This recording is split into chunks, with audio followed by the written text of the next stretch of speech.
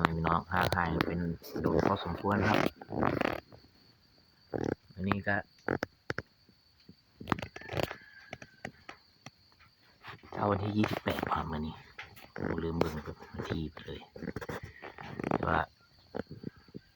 ฝนตกครับทางบ้านผมในวัดบึงกาฬนะครับนี่ครับม่วงมาคอยจับมันนะครับม่วงค่อยหลายไปไหนทุกปีนี้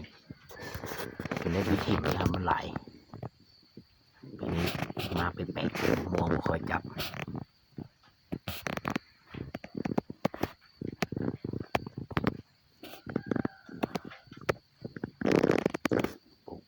ม่วงไว้ผลไม้ทุกอย่างครับ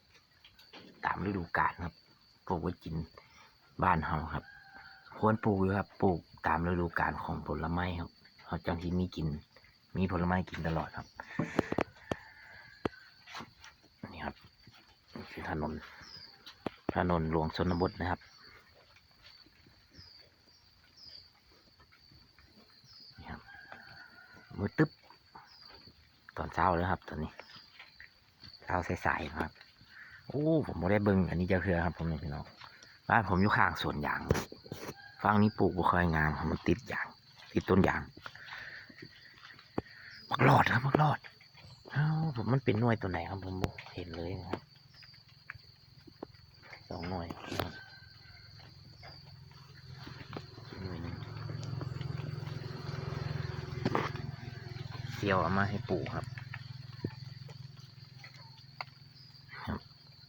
ผมปลูก4 ปีประมาณ3-4 ปีนะครับนี่เป็นหน่วยแต่ผลไม้นี่ปลูกม่วงมึงมันต้องห่วงนะครับม่วงปลูกปั๊บได้กินปึ๊บคือจังตัวนั้นครับปลูกก็เป็นลูกเลยปีที่3นี่ครับนี่ทำไมเต็มอยู่ครับอันนี้เป็นปีแรกครับปีแรกดอกหล่นเบิดมาจับเลยครับน่าจะเป็นเขียวเสวยหรือฟ้าลั่นครับผมจำมาได้มันปลูกหลายอย่างมีมั้งครับภูมะเมียวลำไยนี่ต้นนี้น้อยที่เต็มเลยด้วยครับนี่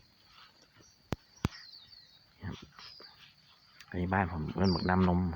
คนนี้แอปเปิ้ลน้ำนมบางคนนะครับอย่างก็ผูกพางบักมะยงสิทธิ์นะครับมะพร้าวปลูกเป็นตัวอย่างมะละกอมะฮงนี่ครับยิงมองมะละต้นนี้ในปิดถิ่มเลยนี่ครับนี่ปีนี้มันหล่นถิ่มหมด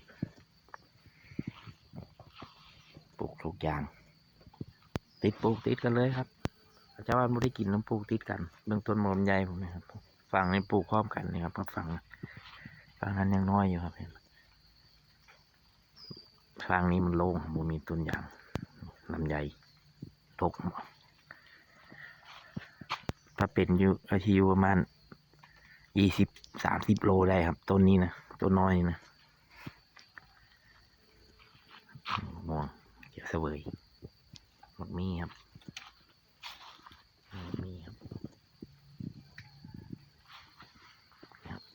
อันนี้น้ำดอกไม้สีทองครับไก่เลยโอ้มันมาแมงมาเจาะไข่เลยมาโอ้ตายไม่ได้กินนะครับแบบนี้นี่ครับโอ้ท่านได้มาไข่ใส่ละเรียบร้อยครับกินส้มอย่างเดียวครับแบบนี้ครับมีจุดแบบนี้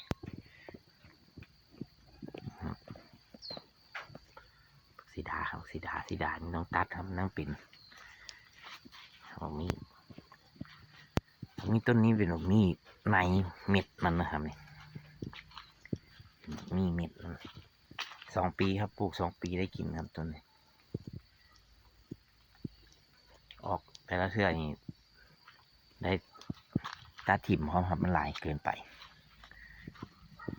สีดาเพิ่งเบิดไปครับกำลังเกิดใหม่เดี๋ยวผมจะตัดกิ่งมันแต่งกิ่งมันครับสวัสดีเลยขอบคุณตามนี้ก่อนนะครับนะฝนกำลังมาครับรอบที่4 ที่ 5แล้วคืนนี้ตั้งแต่เมื่อคืนครับสวัสดีครับ